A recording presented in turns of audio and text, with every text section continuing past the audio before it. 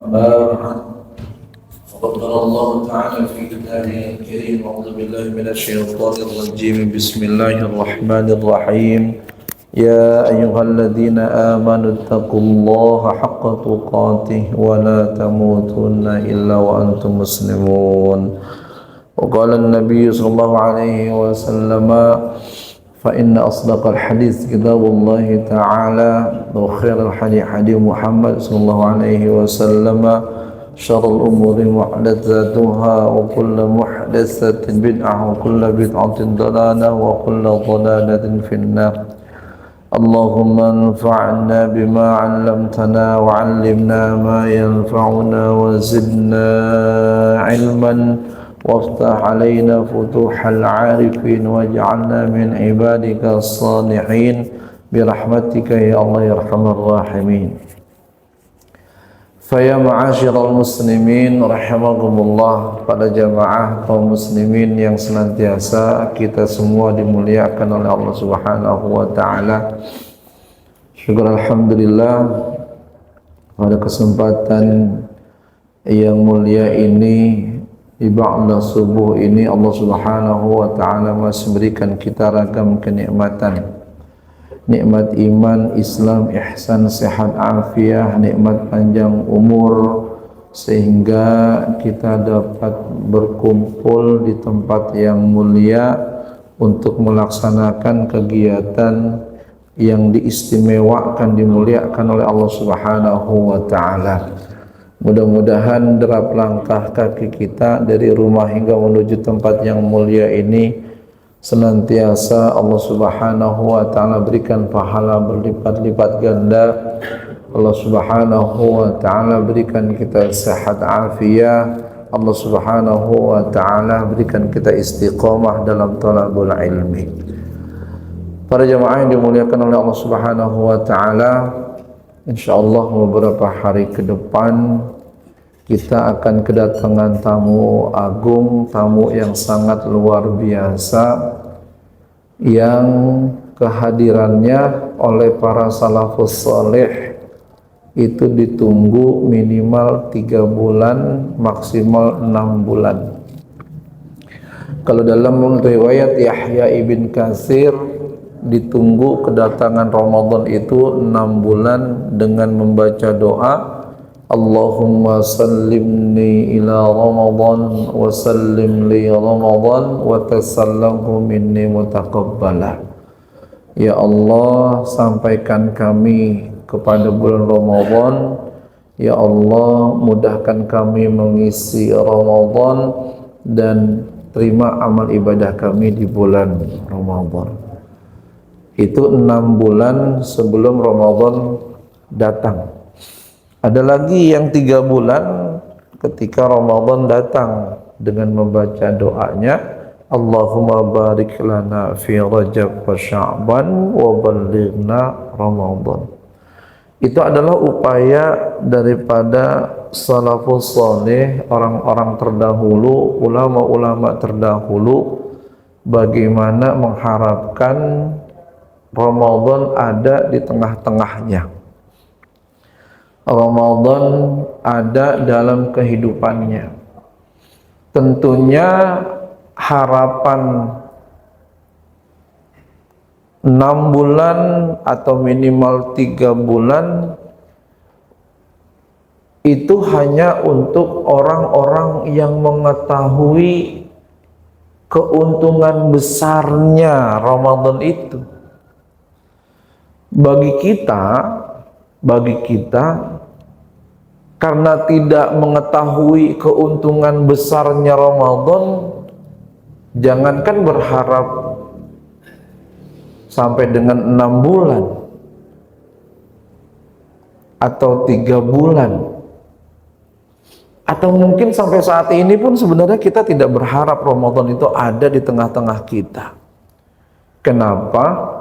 Karena yang kita lihat mungkin Ramadan pada sisi menahan lapar, haus, yang biasanya ngopi siang hari, kongko bareng, ini tidak. Yang biasanya bekerja penuh dengan semangat, Ramadan datang, ba'da subuh ngantuk, dan seterusnya, dan seterusnya.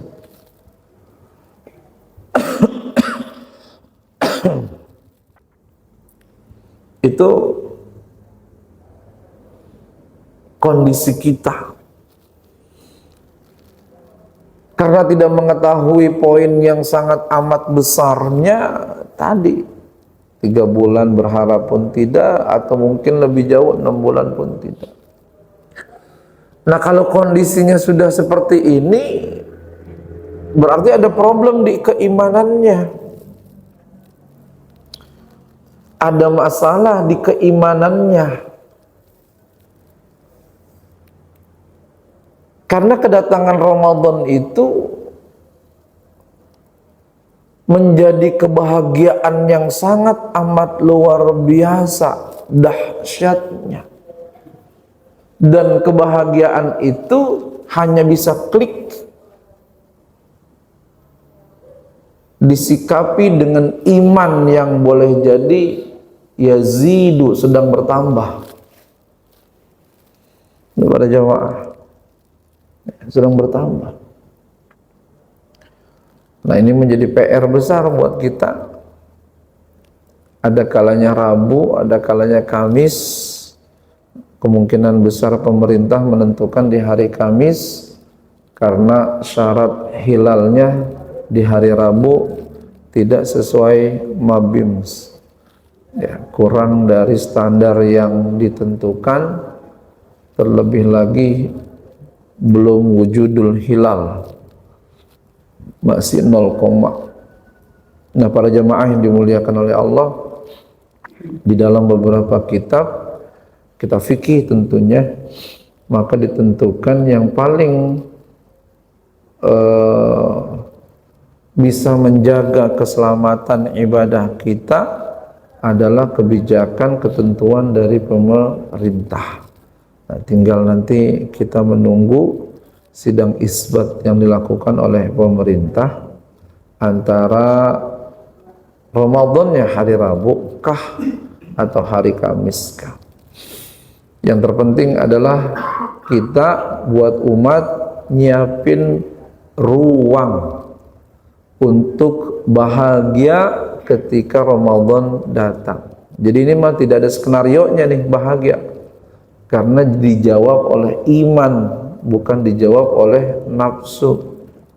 Mungkin kalau nafsu yang menjawab, kita bisa skenario, bisa update status, emoticon senang gitu ya, padahal mah nggak suka Ramadan datang kalau nafsu. Tapi kalau iman tidak bisa didramatisir ya, itu menuruti bagaimana hati kita. Para jemaah yang dimuliakan oleh Allah Subhanahu wa taala, kita masuk pada pembahasan al-kabiratu tsalisatu wal 'ishrun. Dosa besar yang ke-23. Apa itu? Al-yaminul ghamusu, yakni sumpah palsu. Hati-hati dengan orang yang melakukan sumpah palsu. Sumpah palsu itu bisa saja terjadi buat kita yang bukan penjual atau secara umum bisa saja itu melakukan. Sumpah palsu ini bukan berarti dalam rangka hanya melakukan persidangan semata, bukan.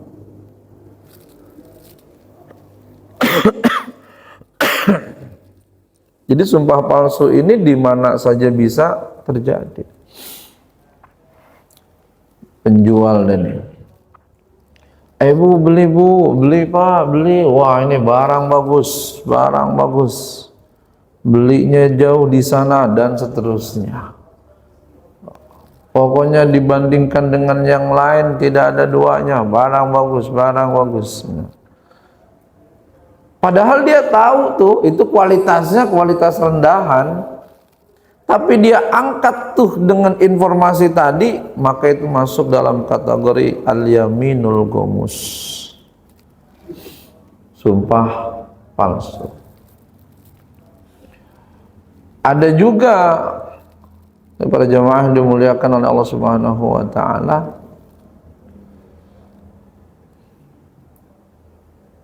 seseorang yang ini sistem syirkah mungkin ya, perserikatan. Jadi misalkan dia ingin membeli satu toko, misalkan dia beli satu toko, dia bersekutu, bekerja sama dengan beberapa orang, dengan 4 orang misalkan, dengan 7 orang, lebih lah dari 2 lah misalkan, atau dari 2, sepakat nih harganya gitu. Ternyata 3 orang itu sedang melakukan upaya kong kali kong nih. Harganya sebenarnya 2.000 ya per orangnya, dibikinlah sama si orang yang berserikat ini karena ingin mengeluarkan nih harta si yang satu ini lebih besar gitu. Kita bilang aja deh sama dia harganya 10.000 gitu. Sepakatnya bersekongkol. Tuh, ya. Lalu kemudian datang ke penjual untuk membeli barang atau toko tersebut. Ini Pak, saya udah patungan 10 ini duitnya gitu. Entar dari belakang sama si penjual ngebalikin, harusnya ngumpulin 2.000 karena dia sudah bersekongkol itu bilang sama temennya ini 10.000 harganya harus sekian gitu. Lewat belakang sama si penjual minta dikembalikan. Masuk juga al-yaminul ghamus, sumpah palsu. Para jemaah yang dimuliakan oleh Allah. Ya. Ada ini mah ahli waris, Pak. Ahli waris. Dia 5 orang saudara. 5 orang saudara. Ini mah karena memang harta peninggalannya banyak gitu ya. Jadi bikin riuh ya. Udah begitu pakai egois lagi. Jadi semuanya itu sepakat mau menjual tanah di Bogor, yang ada di Bogor, warisan itu. Setelah semuanya selesai, adik, kakak semuanya sepakat itu. Sepakat. Kita jual ya tanah ini, ya kita jual sama ini, ya ini saya punya teman nih, mau berani begini, dijual itu. Akhirnya para jamaah yang dimuliakan oleh Allah, ketika dijual beberapa bulan kemudian itu diketahui punya adiknya 2 orang gitu. Jadi kakak-kakaknya dikibulin. Kakak-kakaknya dikibulin tuh ya. Jadi usut punya usut itu tanah ternyata milik adiknya berdua. Orang yang menjual itu kamuflase, bohong-bohongan. Nah ini pun dalam kategori al-yaminul ghamus. Nah, ini sumpah palsu. Qala Abdullah bin Amrin 'an Nabi sallallahu alaihi wasallam al-kabairu al-isyraku billah wa uququl walidain wa qatlun nafs wal yaminul ghamus, rawahul Bukhari. Abdullah bin Amr dari Nabi sallallahu alaihi wasallam, beliau menyampaikan al-kabair, dosa-dosa besar. Apa saja itu? Pertama al-isyraku billah, menyekutukan Allah. Menyekutukan Allah dosa besar. Ini sudah kita sampaikan. Kenapa? Karena dia sedang memposisikan sosok zat yang kurang tepat dalam kehidupan ini untuk ditempatkan pada porsinya. Itu para jamaah yang dimuliakan oleh Allah.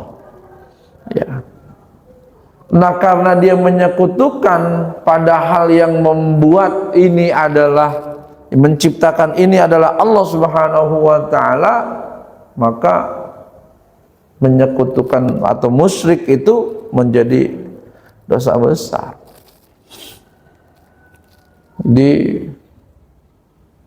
seorang hamba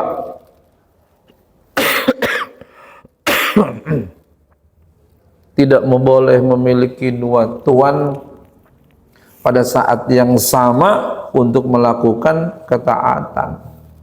Ya, tidak boleh lakukan itu. Apapun bentuk kesyirikannya, para jemaah yang dimuliakan oleh Allah Subhanahu wa ta'ala. Ada lagi nanti asyirkul khafi, syirik yang sangat amat tersembunyi, rahasia, sangat amat halus. Apa itu? Riya. Ini pun masuk dalam kategori dosa besar. Wa uququl walidain, durhaka kepada kedua orang tua, masuk dalam kategori dosa besar. Walaupun sebenarnya durhaka anak itu didahului dengan durhakanya orang tua kepada anak. Jadi saya ulang, durhakanya anak ke orang tua itu didahului dengan durhakanya orang tua kepada anak. Jadi ada orang tua yang durhaka kepada anak, ada anak yang durhaka kepada orang tua. Orang tua yang durhaka kepada anak adalah orang tua yang mengabaikan kewajiban-kewajibannya kepada anak. Itu orang tua yang durhaka kepada anak. Secara hukuman dan sanksi memang dia tidak seperti kesalahan atau durhakanya anak ke orang tua. Kenapa? Karena si anak tidak merasakan kelelahan dan keletihan layaknya orang tua merasakan. Sekalipun dihukumi dia itu durhaka, maka konsekuensi hukumnya berbeda. Orang tua ke anak walaupun durhaka hanya berstatuskan kezaliman semata. Kezaliman. Tapi kalau toh misalkan anak ke orang tua, udah statusnya menjadi dosa besar. Para jemaah yang dimuliakan oleh Allah. Nah, ini yang terkadang orang tua tidak mau susah, ya, tapi susahnya itu diciptakan dengan baik sadar ataupun tidak. Itu para jemaah. Ya. Misalkan sistem dibuat oleh satu sekolah, bangunnya masuknya jam 7 tepat. Orang tua komplain, bla bla bla bla bla, harusnya jangan jam 7 tepat, jam 7.15 dan sebagainya. Sebenarnya itu sedang mendisiplinkan anak dan menguntungkan orang tua.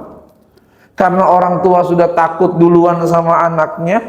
Satu, orang tua enggak mau repot dengan keriuhan pagi hari bersama anaknya. Tuh. Maka yang terjadi adalah menyerah. Orang tua yang menyerah adalah orang tua yang bersiap dikuasai sama anak-anaknya. Kalau orang tua sudah dikuasai anak-anaknya, maka bertanda neraka sudah mulai dikit lagi datang. Kiamat maksudnya sudah mulai dikit lagi datang. Karena kan salah satu di antara tandanya adalah seorang budak, seorang ibu bapak, ya, melahirkan tuannya. Apa artinya? Kondisi orang tua kalah dengan anak-anaknya. Ini para jamaah yang dimuliakan oleh Allah. Kalah dalam pengertian bahwa orang tua tidak bisa menundukkan, tidak bisa mengarahkan, bukan berarti kalah berantem atau main pukul-pukulan, bukan. Dan itu tidak diharapkan di dalam Islam.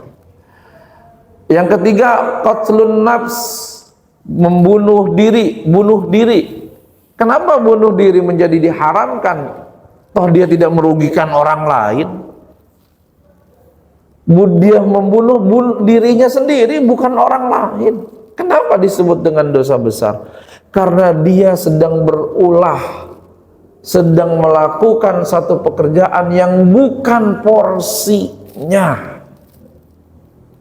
Itu para jemaah yang dimuliakan oleh Allah. Dia sedang melakukan perbuatan yang bukan porsinya, maka dia dinyatakan sebagai dosa besar. Para jemaah, jadi mengambil porsi yang bukan porsinya satu kezaliman dan bisa dinyatakan dosa besar. Seperti sombong kan pakaian Allah. Kalau kita sombong berarti mengambil porsi bukan porsi kita. Maka ketika kita sombong, Allah tidak menyukai itu. Dan yang terakhir, yang keempat itu al-yaminul ghamus, sumpah palsu daripada jamaah. Dan ini banyak sekali. Apalagi para pejabat atau di musim-musim di mana janji tumbuh subur menjamur, ya luar biasa ini mah. Tuh, lapangan kerja katanya. Wah, segala macam lah para jamaah tahu dah itu ya. Jadi kondisinya mereka tuh yang melakukan janji palsu, sumpah palsu, nah, itu udah masuk dalam kategori dosa besar. Wal yaminul ghamus allati yata'ammadu fiha al-kazib. Sumpah palsu itu adalah orang yang bersengaja bohong.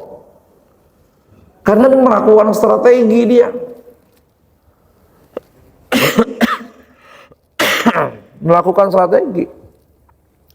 Dia bersekongkol atau dia melakukan sebuah rencana yang sebenarnya tidak terjadi, yang sebenarnya tidak sesuai dengan fakta di lapangan. Para jemaah yang dimuliakan oleh Allah. Kalaulah dia penjual, barang yang dijualnya adalah bukan barang yang benar sebagaimana dia sampaikan, dan seterusnya. Pertanyaannya sekarang gini, Pak Ustadz, iya, kalau bicara program, contohnya program sekolah deh, itu kan yang akan dimunculkan, yang akan dijual ke orang tua agar tahu. Tuh, para jemaah yang dimuliakan oleh Allah. Lalu misalkan bagaimana dalam setahun tersebut program itu tidak terlaksana? Apakah disebut dengan al-yaminul ghamus, dengan sumpah palsu, menjual kata-kata mutiara padahal isinya adalah bukan, atau sebaliknya? Apakah masuk dalam kategori dosa besar? Para jemaah yang dimuliakan oleh Allah, program adalah planningnya, alat ukurnya ada, rasionalnya masuk. Kalaulah misalkan terlalu besar, nah maka itu yang boleh jadi dia sendiri nih ketika bicara dia sendiri menyampaikan, kita ini nggak sampai, tapi ya agar sekolah ini laku misalkan dia sampaikan begitu. Nah itu masuk dalam kategori al-yaminul ghamus. Tapi kalau misalkan rasionalnya masuk dan dia yakin ketika menyampaikan program itu akan tercapai, para jemaah yang dimuliakan oleh Allah, maka tidak masuk dalam kategori al-yaminul ghamus kalau dalam prosesnya itu tidak berhasil dilakukan. Dia berkewajiban untuk menyampaikan saja ke orang tua bahwasannya program tahunan yang harusnya ada seperti ini menjadi tidak ada karena kondisi ini. Nah, itu tidak menjadi al-yaminul ghamus, ya. Dia menjadi al-yaminul ghamus manakala dia sendiri pun tahu ini secara rasional nggak masuk, ini nggak bisa, tapi karena dalam rangka jualan dia sampaikan itu, disampaikan. Sumiyat gomusan li'annaha tagammasa al-halib bil ismi. Kenapa disebut gomus? Karena li'annaha tagammasa al-halib bil ismi.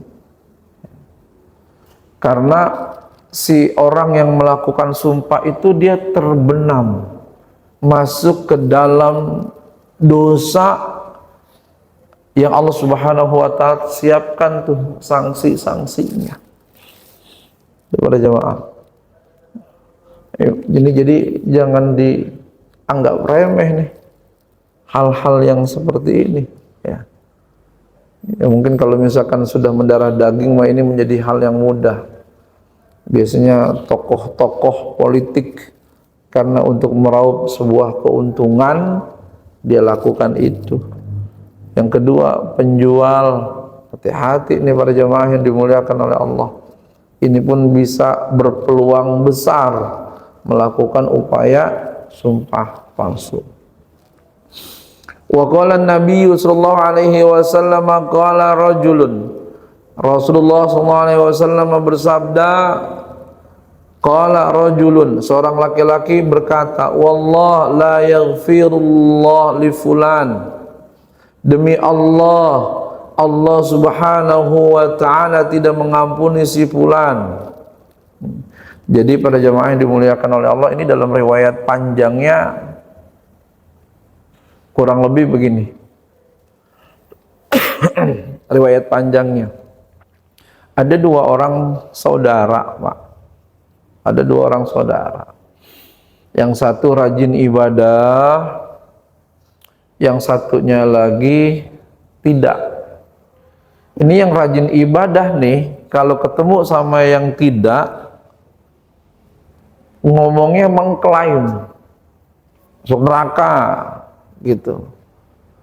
Nggak boleh dilakukan begitu, nggak boleh melakukan itu, masuk neraka kamu termasuk neraka.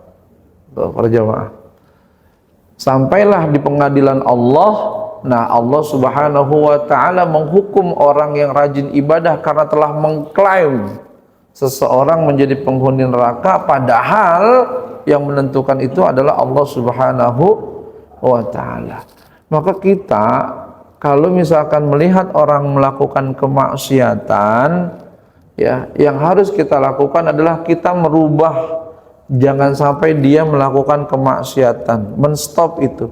Kalau tidak, maka yang paling terakhir tuh dengan hati, dengan doa.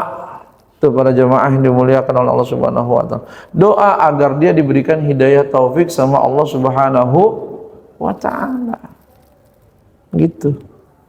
Nah, itu yang didoakan. Nah, ini kata seorang laki-laki, ini kata salah seorang saudaranya, wallah la yaghfirullah li fulan. Demi Allah si fulan itu tidak akan diampuni sama Allah Subhanahu wa ta'ala. Faqala Allah ta'ala, maka Allah ta'ala menyampaikan, man dzalladzi yata'alla alayya anni la aghfiru li fulan.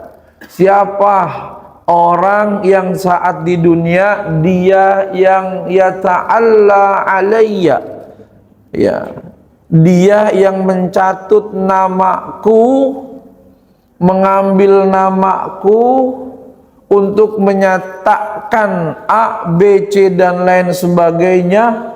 Kalau di sini untuk menyatakan bahwa aku, Allah tidak mengampuni kesalahan orang tersebut. Siapa yang melakukan hal itu? Para jemaah. Ya. Ini kita mesti waspada ini, Pak. Ya. Jangan sampai sesuatu yang sifatnya masih khilafiyah, perbedaan pendapat, kita udah menuduh lebih ekstrim dari perbedaan itu. Nah, ini yang harus diantisipasi. Kalau sudah nyata dalilnya mutafak, disepakati ulama, maka itu boleh. Itu para jamaah. Boleh tuh kita menyampaikan. Tuh. Kalau misalkan perbuatan tersebut, jadi jangan zatnya, perbuatan tersebut adalah kufur, perbuatan tersebut adalah sesat.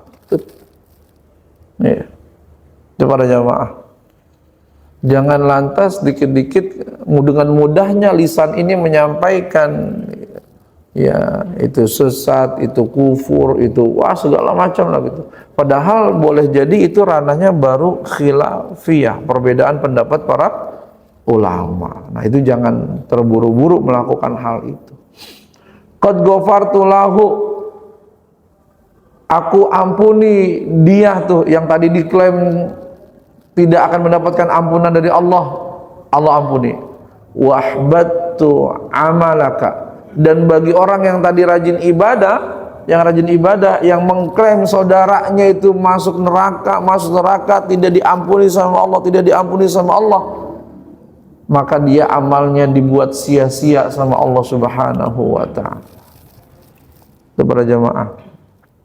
Jadi pelajaran dari potongan hadis yang panjang ini, kita nih ya sebagai seorang saudara antara muslim satu dengan muslim yang lainnya, tidak boleh lisan ini, para jamaah, tidak boleh lisan ini dengan mudahnya menuduh seseorang, menyatakan seseorang A dan lain sebagainya. Kalaupun mau, maka sampaikan bukan zatnya tapi perbuatannya. Para jamaah, perbuatannya. Pantas ya dalam riwayat Imam Tirmizi dengan derajat hasan sahih, Rasulullah bilang ketika ditanya sama salah seorang sahabat, Rasulullah ditanya, "Ya Rasulullah, wahai Rasulullah, mal fallah," katanya. Rasulullah, apa sih yang bisa menyebabkan kita falah, bahagia di dunia dan juga di akhirat? Rasulullah menjawab, amsik alaika lisanak. Pertama tuh. Yang kedua kata Rasulullah SAW, wal yasa'ka baituka. Yang ketiga kata Rasulullah SAW, wabki ala khati'atik. Jadi sahabat bertanya ya sama Rasulullah, apa saja yang bisa menyebabkan kita bahagia di dunia dan juga bahagia di akhirat? Apa saja? Rasulullah menyampaikan, amsik alaika lisanak, tahan lisanmu, jangan banyak bicara. Itu para jamaah, kata Rasulullah, amsik alaika lisanak, tahan lisanmu, kendalikan lisanmu, jangan sampai kau salah berucap, jangan sampai banyak bicara yang pada akhirnya membawa kesalahan-kesalahan dalam pembicaraan tersebut. Kepada jamaah ya. Kasratul kalam, kasratul khata, banyak bicara kemungkinan besar membawa banyak kesalahan. Jadi kata Rasulullah SAW, ternyata orang yang kalau kita menyampaikannya banyak bekerja bukan banyak bicara, nah itu adalah sesuatu yang bisa menyelamatkan kehidupan kita para jamaah ya, sesuatu yang bisa menyelamatkan kehidupan kita. Yang kedua, wal yasa'ka baituka, lapangkan rumahmu.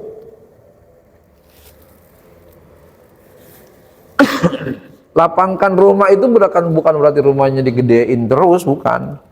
Ya. Jadi jangan salah paham. Ini namanya boleh jadi metafora, majazi bentuknya. Waliyasa kabaituka, ya, lapangin rumahnya, ya, para jamaah.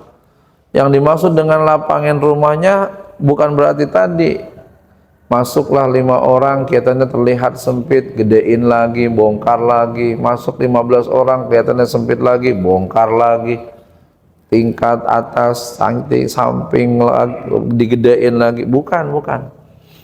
Maksudnya dengan waliyasa kabaituka adalah isi rumah tersebut dengan ibadah kepada Allah Subhanahu wa ta'ala, dengan salat sunnahnya, dengan baca Qur'annya, apalagi Ramadan dikit lagi, dengan perintah-perintah baiknya, dengan apalagi silaturahmi antara keluarga. Itu para jamaah, mengundang teman, mengundang makan-makan, masuk dalam kategori itu, Pak. Ya. Karena mengundang makan-makan itu bagian daripada mustahab yang dianggap baik oleh para ulama. Para jamaah yang dimuliakan oleh Allah. Dan yang terakhir kata Rasulullah tadi, wabki ala khati'atik, nangislah atas kesalahan yang kau lakukan. Coba. Kalau kita sudah mampu menahan lisan kita, kita sudah mampu melapangkan rumah kita, kita sudah mampu menangisi kesalahan kita, maka dipastikan kita akan mendapatkan kebahagiaan di dunia dan juga di akhirat. Itu para jamaah. Jadi sumber-sumbernya itu Allah, Rasulullah perintahkan untuk ditutup. Sumber kesalahan, omongan, tutup. Sumber disenangi orang, familiar, lapangkan tuh rumah. Undang dah tuh. Dikit-dikit ada makan bareng di rumah dia.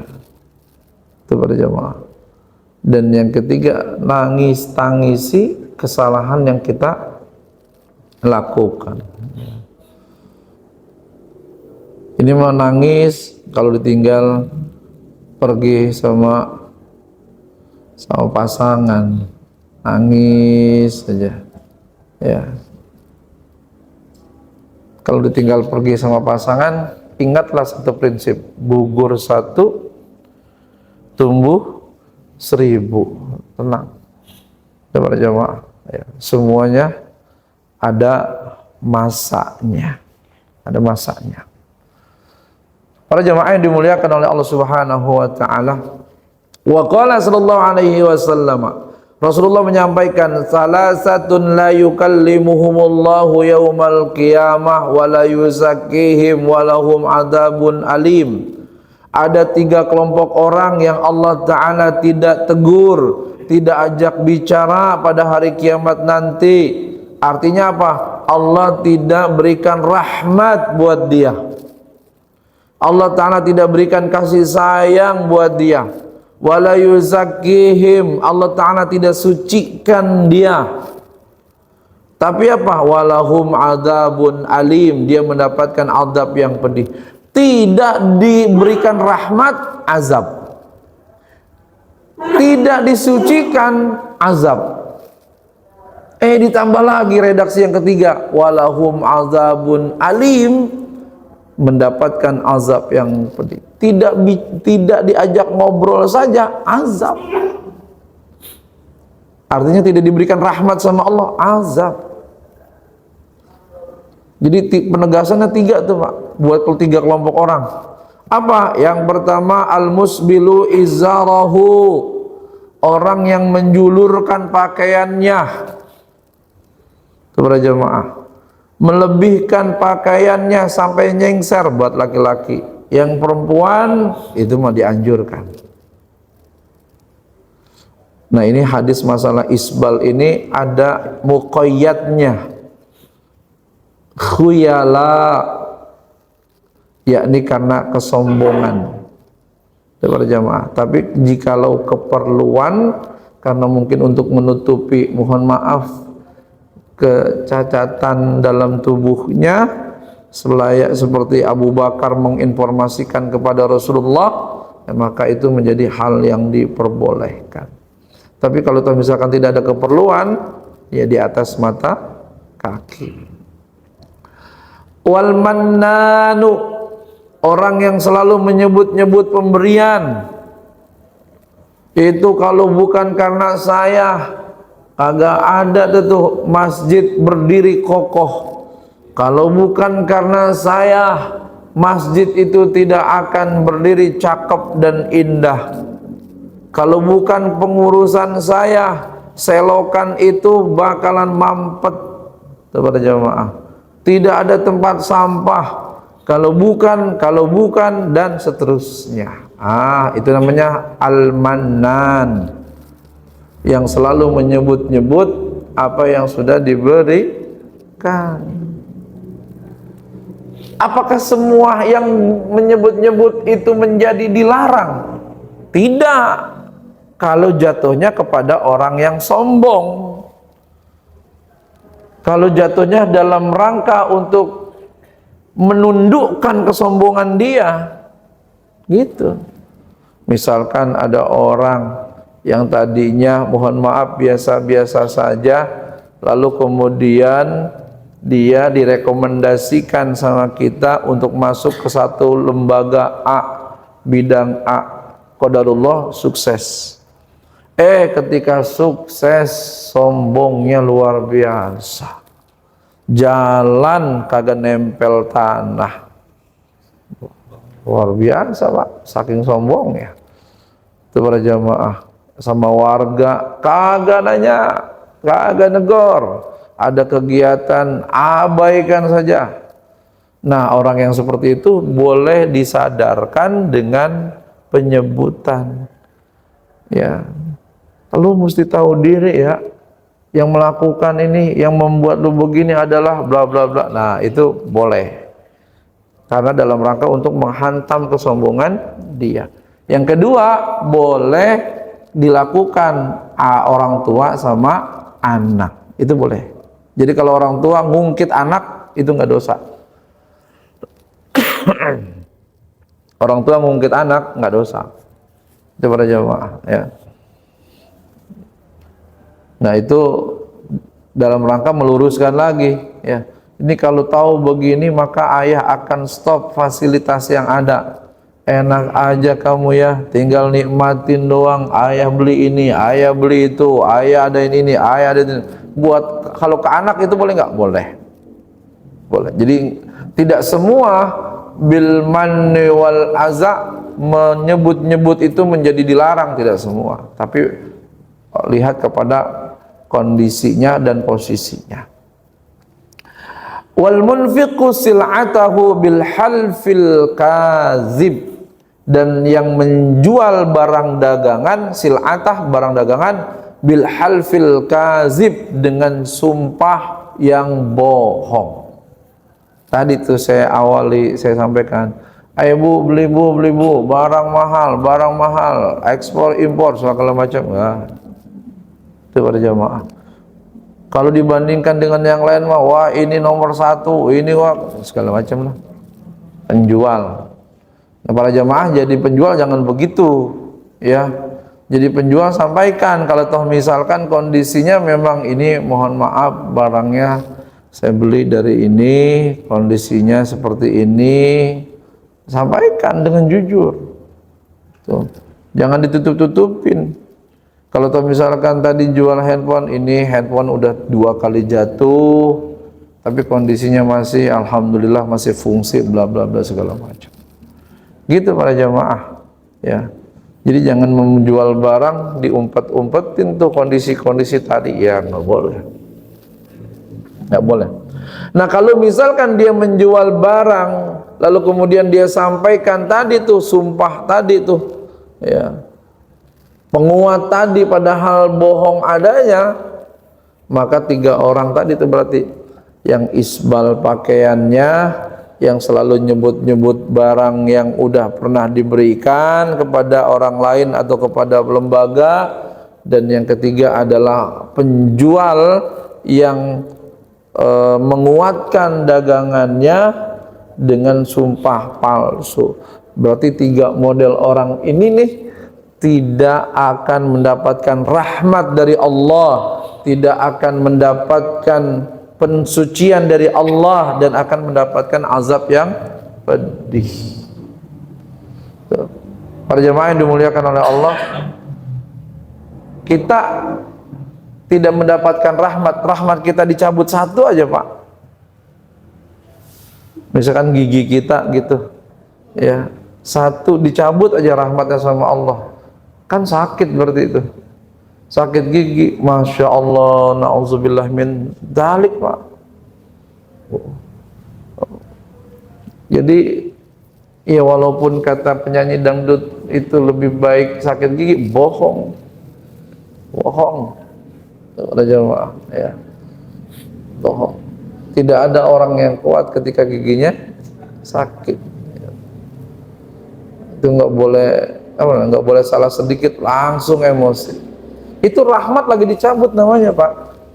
Lalu kemudian coba para jamaah bayangin, kalau misalkan di yaumil akhir kita nggak mendapatkan rahmat dari Allah Subhanahu wa ta'ala, padahal momentum itu menjadi sangat amat yang luar biasa diharapkan ada dalam kehidupan kita, karena mencekam, karena penuh dengan ketegangan. Para jamaah yang dimuliakan oleh Allah Subhanahu wa ta'ala, ini menjadi bagian penting para jamaah buat kita, ya. Jadi jangan anggap remeh yang begini, jangan anggap remeh. Para jamaah yang dimuliakan oleh Allah, wa an al-Hasan bin Ubaidillah an-Nakhai an Sa'd bin Ubaidah an ibni Umar an Nabi sallallahu alaihi wasallam qala man halafa bi ghairillahi faqad kafara. Dari Nabi Muhammad SAW menyampaikan, siapa orang yang bersumpah dengan selain Allah, maka faqad kafara, dia kafir, kufur. Jadi kalau sumpah itu kan wallahi tallahi billahi, wallahi demi Allah, tallahi demi Allah, billahi demi Allah. Nah, kalau misalkan sumpahnya itu dengan selain Allah Subhanahu wa ta'ala, maka kita dianggap kafir gitu. Demi pekerjaan saya misalkan, nggak boleh. Intinya harus menggunakan lafaz Allah kalau bicara sumpah, ya. Sumpah demi Al-Quran nggak boleh juga, Bapak. Nggak boleh juga, ya. Sumpah demi Al-Quran nggak boleh. Atau sumpah kecuali sumpah demi zat yang mengkalamkan Al-Quran, nah itu bisa. Tapi kalau misalkan sumpah demi Al-Quran bisa, karena di luar dari asma Allah. Ustadz, kalaupun nggak bisa, kenapa sih Allah yang mengajarkan kita dengan sumpah-sumpah kepada makhluknya? Wassama'i wal tariq, demi langit, wassama'i wal tariq, dan jalurnya, wal duha, demi waktu duha, wal fajri, demi waktu fajar, wasyamsi, demi matahari, wa duhaha, dan waktu duhanya, dan seterusnya. Masih banyak tuh yang Allah Ta'ala buat sumpah, tapi bukan dengan nama Allah, tapi dengan makhluk-makhluk Allah. Kalau Allah mengajarkan demikian, maka jawabannya adalah Allah itu al-khaliqul makhluk. Allah itu yang menciptakan makhluk. Artinya adalah beliau atau Allah Subhanahu wa ta'ala yang memiliki kekuasaan tertinggi. Apapun yang Allah Subhanahu wa ta'ala sebut, monggo-monggo saja, yang memang itu ciptaan Dia. Lah kalau kita, langit bukan ciptaan kita, Apapun bukan ciptaan kita, dan tidak ada kita kreasi untuk menciptakan itu, tidak ada. Itu para jemaah yang dimuliakan oleh Allah Subhanahu wa taala. Maka ya tidak dibenarkan untuk kita mengambil makhluk-makhluk tadi bersumpah. Lalu sebenarnya kenapa Allah Ta'ala melakukan itu? Allah sedang menginformasikan untuk makhluk-makhluk yang disumpahkan tadi sama Allah Subhanahu wa Ta'ala, itu ada nilai kepentingan yang harus diperhatikan sama kita. Waktu duha, matahari, waktu fajar, itu ada nilai-nilai kepentingan yang harus kita perhatikan, jangan dilalaikan. Kenapa? Karena Allah telah bersumpah dengan makhluk itu, berarti makhluk itu menjadi penting untuk kita perhatikan. Demikian para ahli tafsir menyampaikan hal itu para jemaah.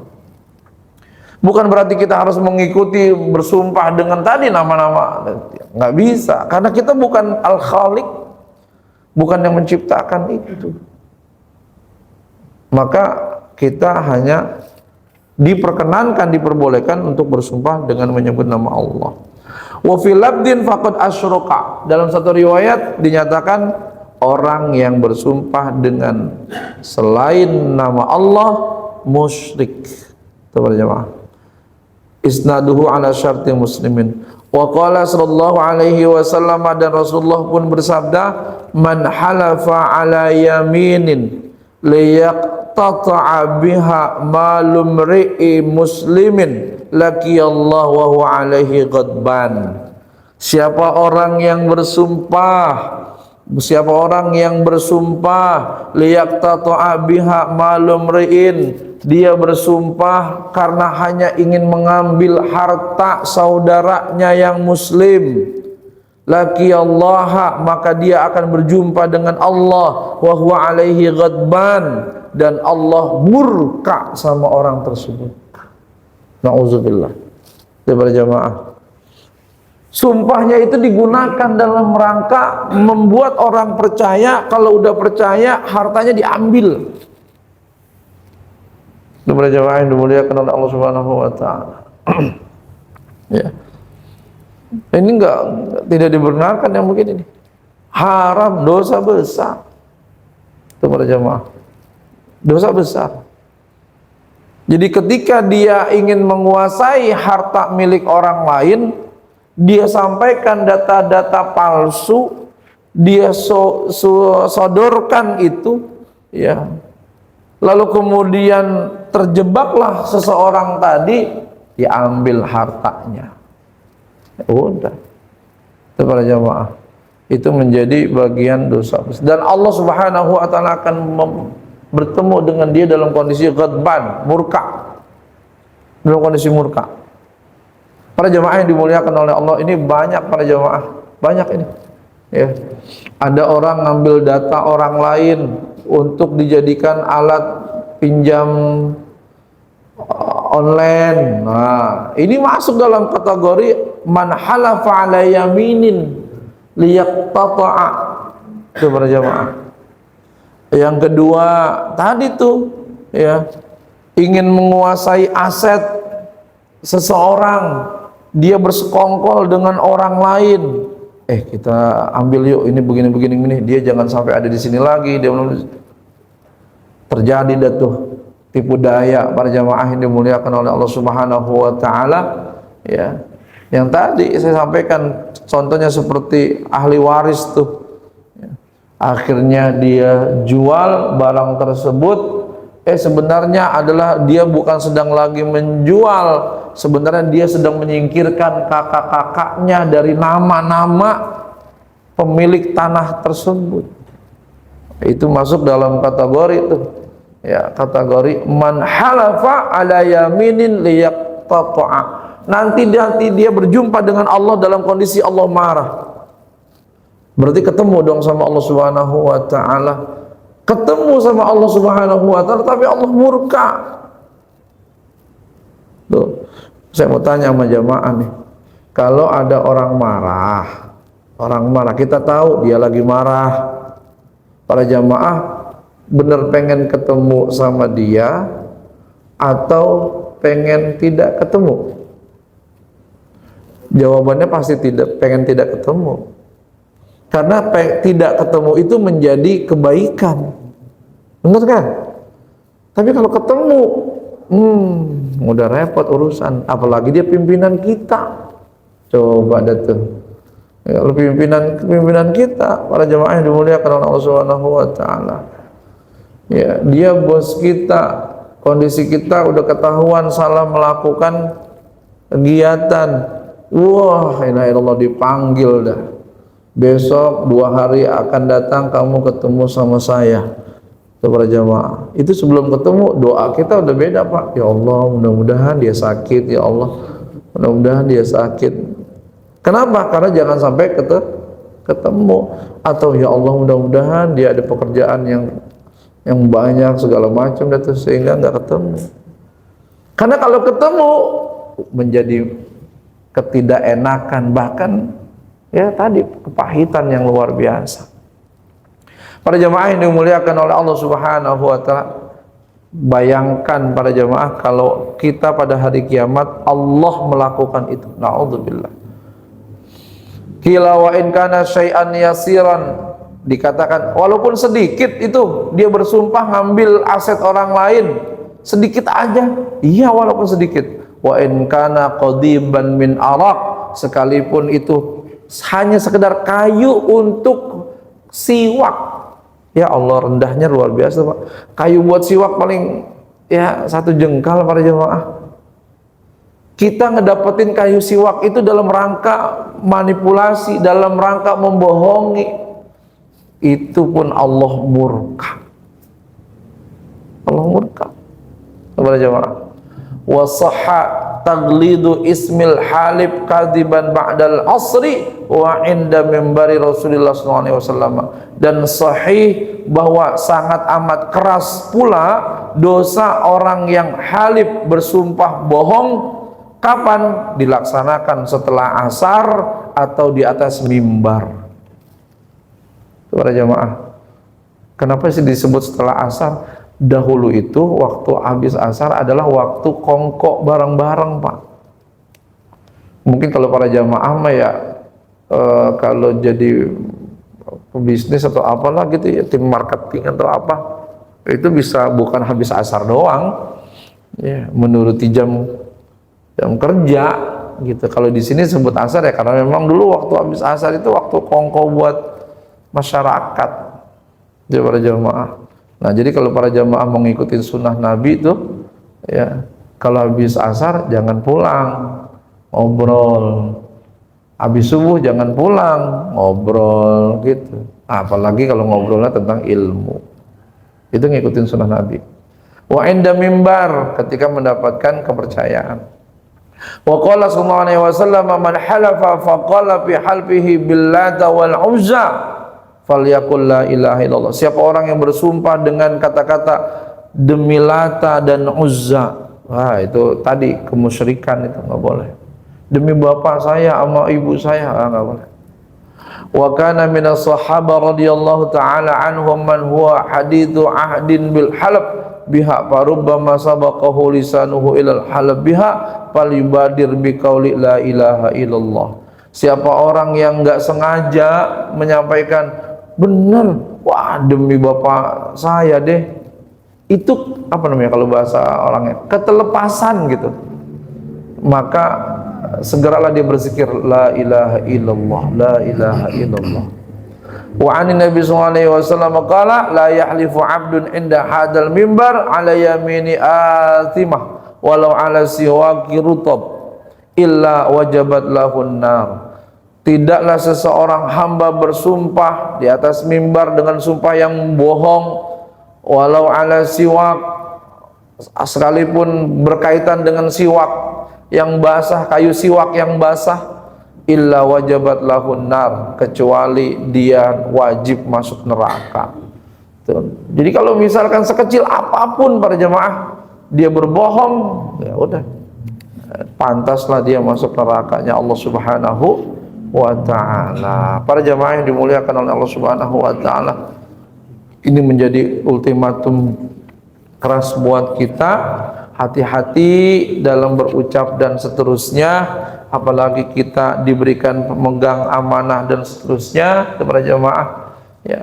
Maka ini menjadi bagian penting. Pantaslah kalau Nabi tadi bilang amsik alaika lisanak, tahanlah lisanmu, jangan sampai banyak berucap. Saya kira demikian para jamaah yang dimuliakan oleh Allah Subhanahu wa taala yang dapat disampaikan. Sebelum kita tutup dengan tasbihul kifarah, ada yang ingin disampaikan? Pertanyaan Ustaz. Boleh, silakan. Ini kajian dari awal ini, apakah ini kemudian maknanya dari hadis bahwa menikah itu menyempurnakan separuh agama? Karena persoalan agama itu ada di dua lubang, lubang kemaluan dan lubang lisan, lubang mulut. Apakah ini maknanya Ustaz, bahwa begitu pentingnya lisan sehingga kita harus menjaga lisan? Itu yang pertama. Yang kedua adalah ketika bicara tentang al-yaminul ghamus, itu orang yang bersumpah palsu itu, baik calon pejabat atau pemilik sekolah atau yang berjanji kepada orang tua murid misalnya, itu hanya dosa kepada Allah sehingga bisa taubatan nasuha saja, atau juga dosa kepada orang-orang yang dizolimi atas sumpah palsunya itu. Begitu Ustaz, dua pertanyaan itu. Oke, baik. Kaitannya dengan tadi penyempurnaan agama, bahwa an-nikah nisfuddin, menyempurnakan kamaluddin, menyempurnakan agama, karena ada tadi arahan untuk menjaga lisan, maka juga menjaga kemaluan, sehingga menjaga kemaluan bagian daripada penyempurna agama. Itu dua hadis yang berbeda sebenarnya, dua hadis yang berbeda, yang satu dengan yang lainnya tidak ada sinkronisasi, sehingga disebut sebagai penyempurna agama ketika kedua-duanya ini telah dikuasai. Tidak. Jadi dua hal yang memang berbeda, dua hal berbeda. Lalu kemudian pertanyaan yang kedua kaitannya, apakah dosanya hanya kepada Allah Subhanahu wa taala ketika dia melakukan yaminul ghamus, sumpah palsu?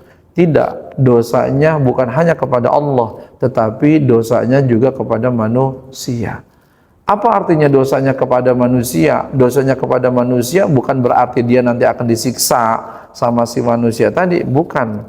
Artinya adalah bahwa dosa kepada manusia, dia harus meminta maaf atas apa yang pernah ia lakukan dalam rangka mengecewakan atau tidak melaksanakan kewajiban dia setelah melakukan sumpah palsu tadi. Nah, dosa yang berkaitan dengan manusia tidak serta-merta hilang dengan astaghfirullahaladzim wa atubu ilaihi, Allah saya bertaubat, ya Allah minta ampun. Tapi dia tidak meminta maaf sama manusia, nggak bisa. Karena dalam kitab Riyadhus Shalihin pun dijelaskan, kalau dia dosanya kepada orang lain, maka ada kalanya mengambil barangnya, atau tadi ada kalanya dia berucap dan seterusnya gitu.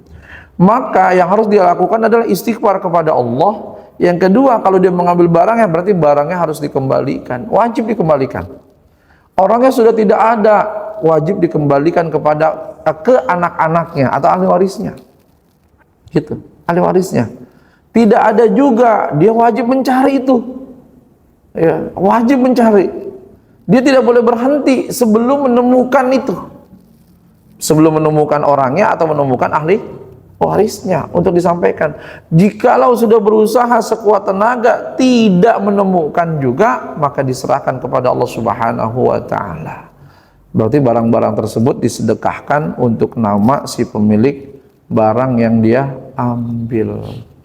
Jadi para jemaah yang dimuliakan oleh Allah Subhanahu wa taala, kesalahan kepada manusia tidak boleh berhenti kepada Allah untuk meminta maaf, tetapi adalah sampaikan maaf tersebut kepada orang-orang yang dia pernah sampaikan. Tentunya kalau misalkan dalam kapasitas besar, dia bisa buatkan video atau dia bisa buatkan broadcast, ya. dia sampaikan mohon maaf, kondisinya begini dan seterusnya. Jadi kalau sama manusia harus meminta maaf, ya, harus minta maaf. Dan Pak Ustadz, kalau nggak dimaafin, itu urusan yang mau memberi maaf ataupun tidak. Kewajiban kita hanya meminta maaf. Urusan misalkan nggak dimaafin, berarti urusan orang yang tidak memaafkan itu nanti sama Allah Subhanahu wa Ta'ala. Kalau dia tidak memaafkan, maka dia urusannya sama Allah Subhanahu wa Ta'ala. Saya kira demikian yang dapat disampaikan. Para jemaah yang dimuliakan oleh Allah Subhanahu wa Ta'ala, saya kira cukup untuk bahasan kita kali ini, dan kita mohon kepada Allah Subhanahu wa Ta'ala mudah-mudahan kita diberikan umur panjang oleh Allah Subhanahu wa Ta'ala, sehat afiat. Bulan Ramadan menjadi bulan yang sangat luar biasa buat kita, dimudahkan sama Allah untuk mengisi Ramadan, dan semoga Ramadan kita diterima oleh Allah Subhanahu wa Ta'ala. Bismillahirrahmanirrahim. Alhamdulillahirabbil alamin. Allahumma shalli ala Muhammad wa ala ali Muhammad. Allahumma taqabbal du'aana ya Allah. Allahumma balligh fi Ramadan. Allahumma ballighna fi Ramadan. Allahumma ballighna fi Ramadan ya Allah ya Rabbal alamin. Allahumma nawwir qulubana bil Qur'an wa zayyina akhlaqana bil Qur'an wa najjina minan nari bil Qur'an wa adkhilna fil jannati bil Qur'an. Rabbana atina fid dunya hasanah wa fil akhirati hasanah wa qina adzaban nar. Wa sallallahu ala sayyidina Muhammad wa ala alihi washabbihi wa baraka wa sallam. Walhamdulillahi rabbil alamin. Subhanakallahumma wa bihamdika asyhadu an la ilaha illa anta astaghfiruka wa atubu ilaik. Assalamualaikum warahmatullahi wabarakatuh.